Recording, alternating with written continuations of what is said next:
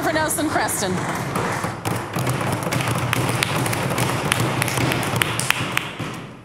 Madam Speaker, Roy McCarter puts at least $500 aside for his 2 children every month. That's his child support payment.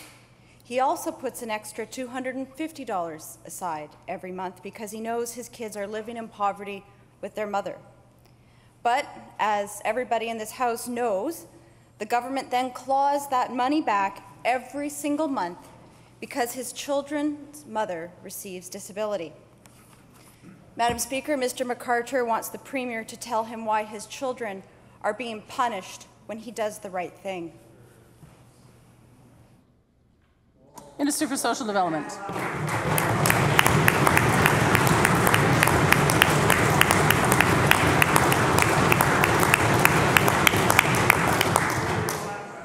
Madam Speaker, I've stood in this House and addressed this issue before, but Madam Speaker, I think it's been well documented that income assistance is the payment of last resort.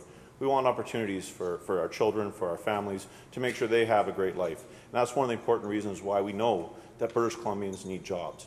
Now, that being said, there are a segment of our population that is vulnerable. And I'm very pleased to say that we have over 70 programs that we use to support these individuals. That being said, the work is never done. We continue to evolve the income assistance programs to make sure we better serve individuals who are vulnerable, and that work will continue, Madam Speaker. Member for Nelson Creston on a supplemental. Madam Speaker, Roy McCarter is here today. He wants to hear an answer from the Premier to his question. The Minister has in the past, as well as the Premier in the past, repeatedly said that they won't be ending the clawback because they can't afford it. Rather, this government has promised just more talk when it comes to ending the clawback. Mr. McCarter wants his money to go to his children. That's what the money is for. How can the Premier keep saying that her government can't afford to give BC's poorest kids their money back? Minister of Social Development and Social Innovation.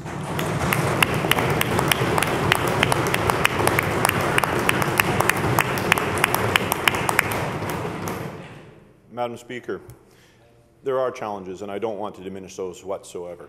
That being said, one of the opportunities in a big way in this province is to make sure we create jobs and grow the economy. And I invite the members opposite to stand up and support situations like liquefied natural gas so we can make sure we continue to invest in healthcare, in education, and yes, Madam Speaker, we invest in social services. Now, that being said, Madam Speaker, I continue to look at opportunities for reform and policies that will benefit vulnerable British Columbians. The work is never done.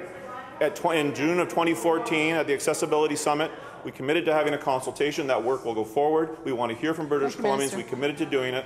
Madam Speaker, the work for this province and vulnerable British Columbians, we will continue to work to serve them as best as we can. Member for Vancouver Mount Pleasant.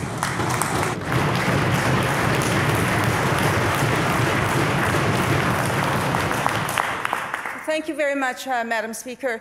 Look, it's been 12 years since this Liberal government had clawed back family maintenance for people on income assistance and on disability. The government couldn't actually rescind that policy when the economy was performing, and now they say we still have to wait. The fact of the matter is, Mr. McCarter cannot wait anymore. He wants his children to get out of living in poverty. So will the minister just get up in this House and tell Mr. McCarter that he can get that family maintenance dollars for his children today?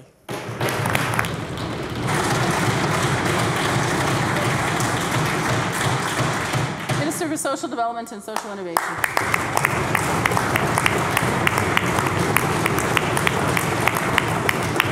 Madam Speaker, I'm proud of the work that has been done to date, and I'm proud of the work that will continue to get done. Madam Speaker, policy reforms like earning exemptions and annualized earning exemptions are just one example of how this province continues to make sure that vulnerable British Columbians have some more resources. But Madam Speaker, I think it's a tad rich that the member opposite characterizes this as a 12-year program. And to the member opposite, I'd like to read a little quote to the member. And I'm quoting, "If an individual were able to keep additional money, the fact that it would cost to the province is certainly a consideration of Treasury Board.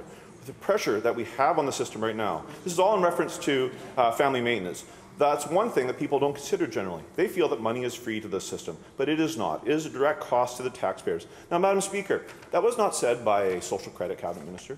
Madam Speaker, it wasn't said by a BC Liberal cabinet minister. Madam Speaker, it was said by a New Democratic cabinet minister, a lady by the name of the Honourable J. Smallwood in the 1990s. It is a challenge because we all know there's more we can do. Minister. We will continue to evolve these programs. The work is never done, and I'll work tirelessly to do my best for the province of British Columbia.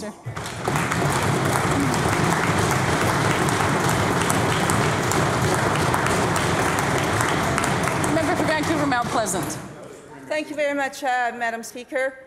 Look, for the year 2013-14, this government has clawed back $18 million of child support money from children living in poverty. I hope the minister is not proud of that record.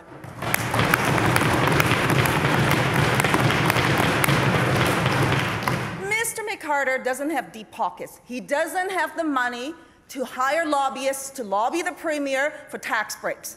What he simply wants is what every parent wants, for the money that they earn to go to support their children. And in this instance, for Mr. McCarter, what he wants is for his child maintenance money to go to support his children. Why is it so difficult for the government to implement that policy? So I asked the minister, will he please get up in this House and just let this man know that his children will be getting his support, his financial support, so that he can get the development and opportunities that we all want for our children.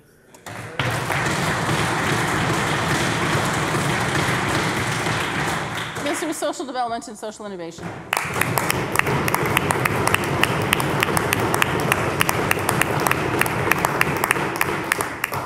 Madam Speaker, we all want what is best for our children, vulnerable or not. That being said, Madam Speaker, the one question the member opposite was asking is why not now? Well, Madam Speaker, I'm not going to bring in a policy that we cannot afford at this time.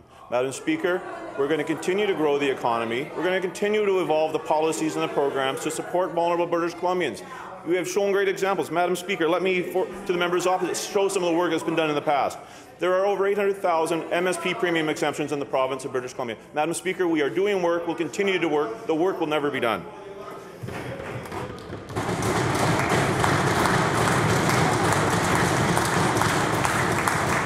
Member Vancouver Hastings. Thank you, Honourable Speaker. Honourable Speaker, the minister sits here and ignores the reality of the situation. We have 500,000 British Columbians living in poverty. A third of those are kids. Poor kids is poor families. You get a gentleman like Mr. McCarter who wants to help his kids who are living in poverty and who are vulnerable, and this government and this minister rips away the money that he wants to give to his kids. How can that be okay? How can that be okay? Honourable Speaker, it's time to remove the clawback. Will the minister commit today to remove the clawback, or will he at least tell us when he's going to do it?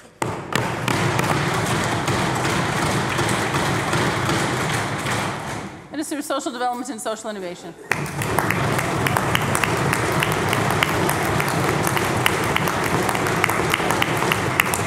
Madam Speaker, I will commit in this House today to continue to evolve the supports for vulnerable British Columbians.